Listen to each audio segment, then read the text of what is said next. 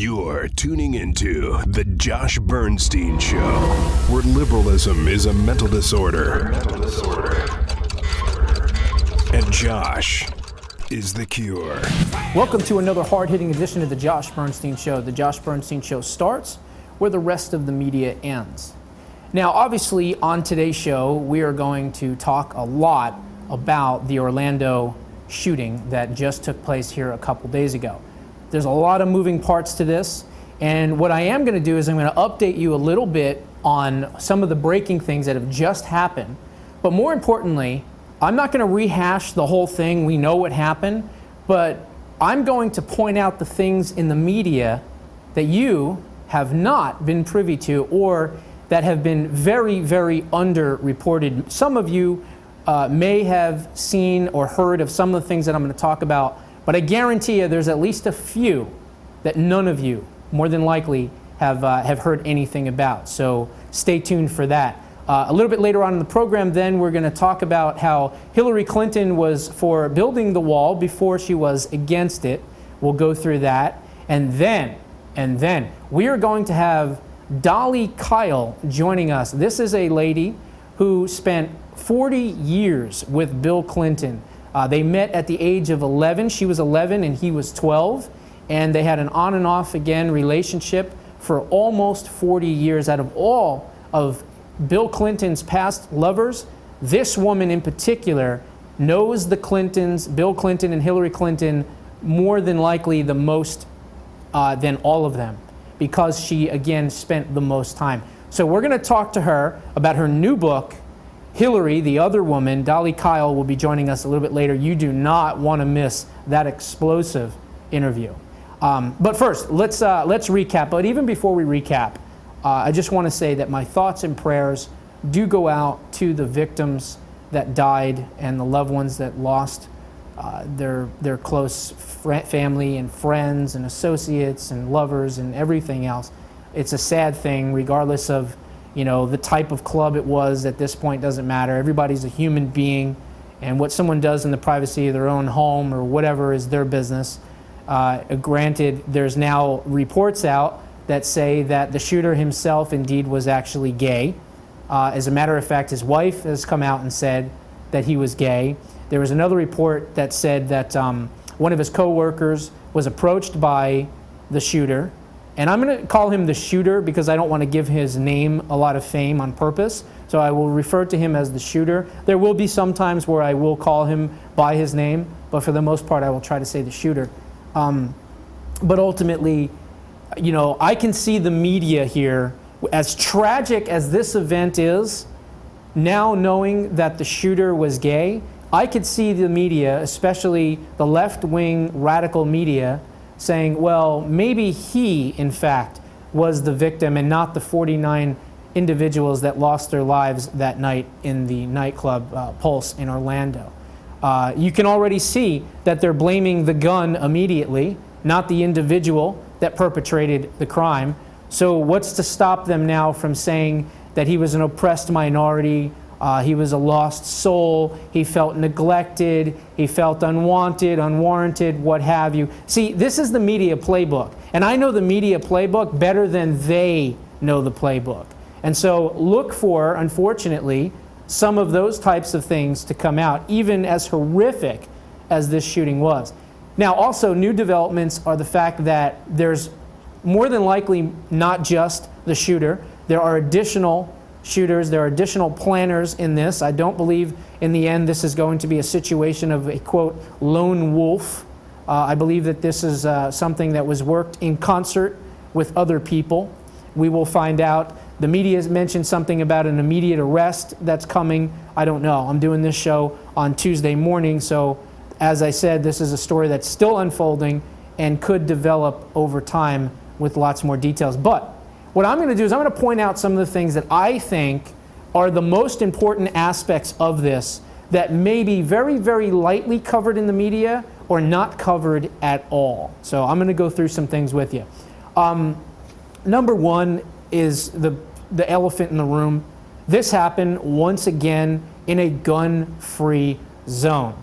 Okay? According to the Crime Prevention Research Center, which by the way is an independent investigative firm, it is not linked to the NRA or to gun manufacturers or gun groups. As a matter of fact, they even say that they do not accept donations from any of those places. They are truly independent and they look at the crime statistics. According to them, 3.8% of all mass shootings have occurred in areas where guns were allowed. Okay? 96.2% of all mass shootings have occurred in areas that restricted guns or gun-free zones. So once again, it proves the narrative, again, over and over and over, that when the armed society does not have an ability to defend and protect itself, it becomes the victim of those that do not pay attention to gun laws. We know that James Holmes, the Colorado shooter, there were 7 movie theaters within a 28-mile radius of where he lived. Only one was in a gun-free zone, and that's where he went. We have seen numerous times where these folks say publicly that they're going to go to an area that they know they will not meet an armed resistance. South Carolina, the kid that went nuts and shot everybody in the church, he did that again knowing that he wasn't going to meet an armed resistance. So once again, liberals, wake up and realize it ain't the gun, it's the American citizen not having the ability to protect himself that is the issue, not the gun itself. All right, let's skip over to number 2. We were warned.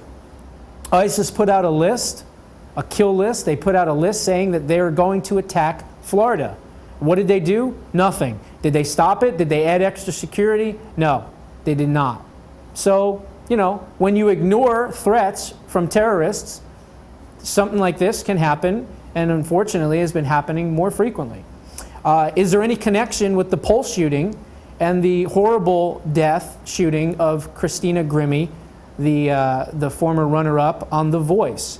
Now, I've looked extensively, and I cannot find any kind of connection, so more than likely there is not a connection, but I think the terrible coincidence is the fact that they happened very close together in the same vicinity. Number 4, the FBI investigated the shooter, Omar Mateen, before. Once in 2013, he made threatening remarks to a coworker. They were so bad that they ended up going and being reported to the police and the FBI. They did an investigation into him, and they found that the threats were not credible, and they closed the case, and that was it. Then in 2014, he was linked to Munir Muhammad Abu Salha, okay, a member of the terrorist group Jabhat al-Nusra. Al-Nusra, which has links to groups in Syria, is basically the little sister, if you will, of Al-Qaeda. His code name was Abu Murayya Al-Ameriki, also known as, quote, the American. He was raised in Vero Beach, Florida, by a Palestinian father and an Italian mother, and is the first known American suicide bomber to die in Syria. Okay? Omar Mateen had very close ties with Al-Ameriki. That's something the media is leaving out as well. He worked for the company G4S that provided security personnel for the Department of Homeland Insecurity, U.S. Customs and Border Protection, and at the U.S. border of all places. So this guy was providing security personnel for the Department of Homeland Security. The Department of Homeland Security.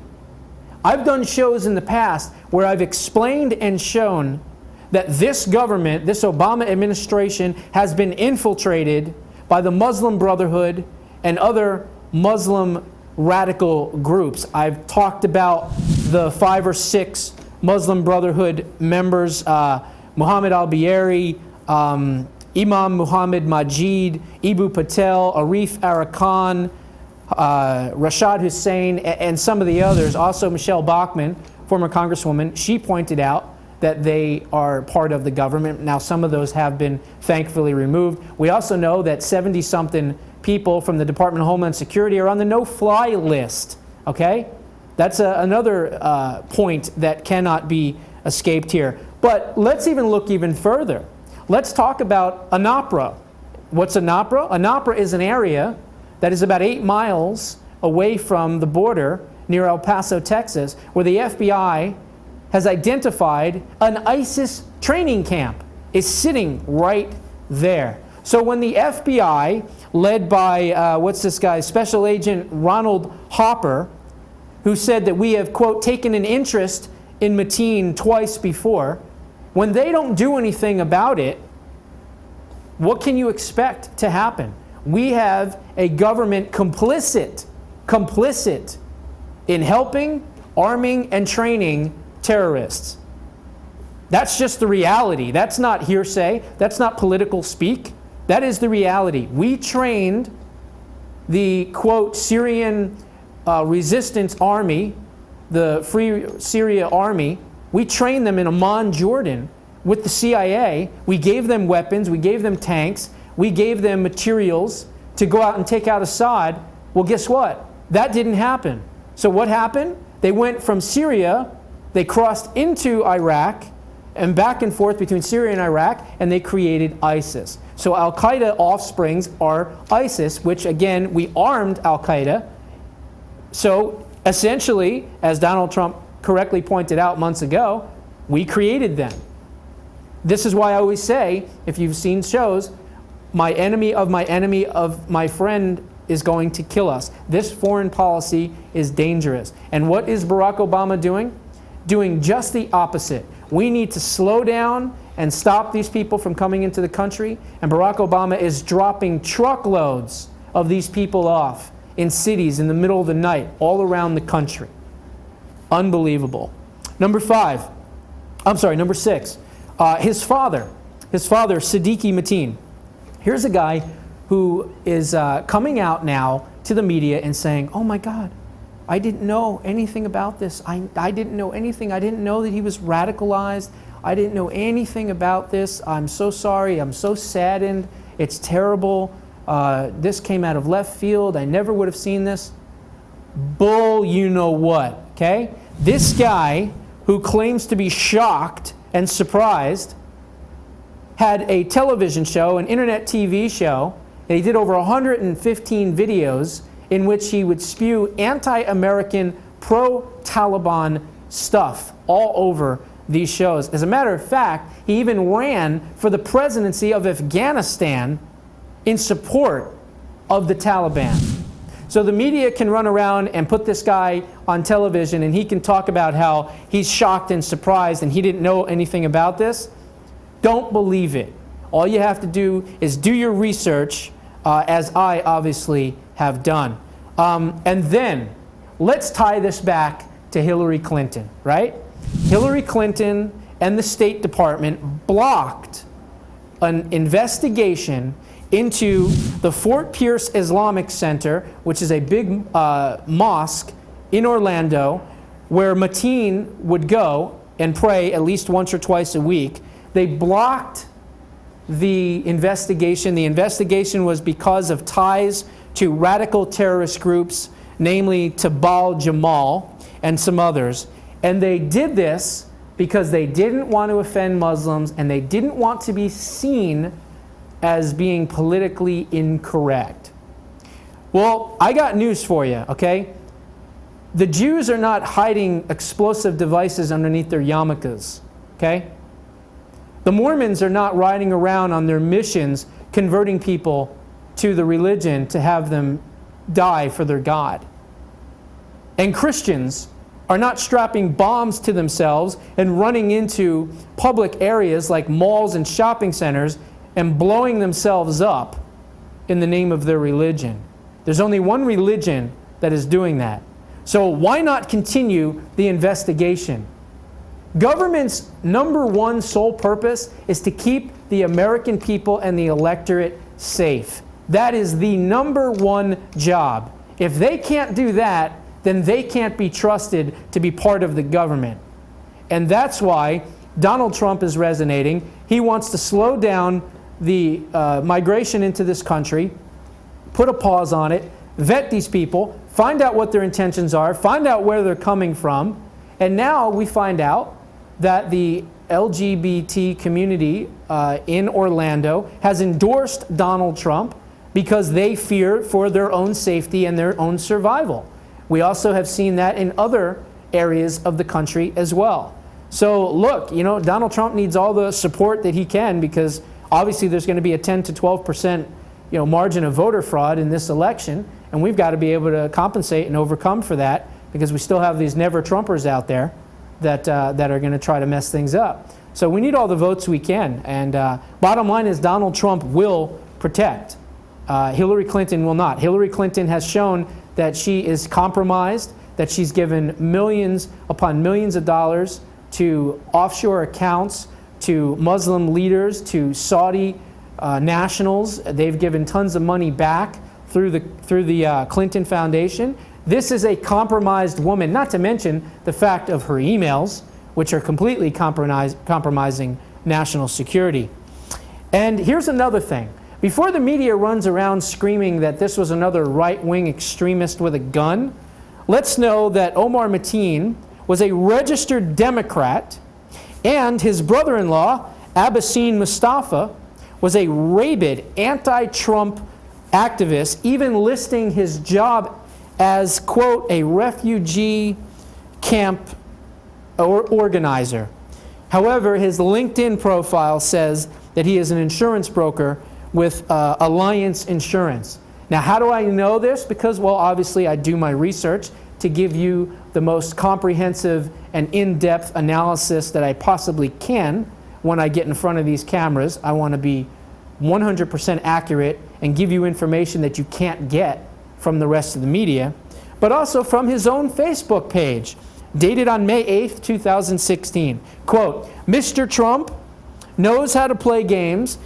His success is based on white power ideology.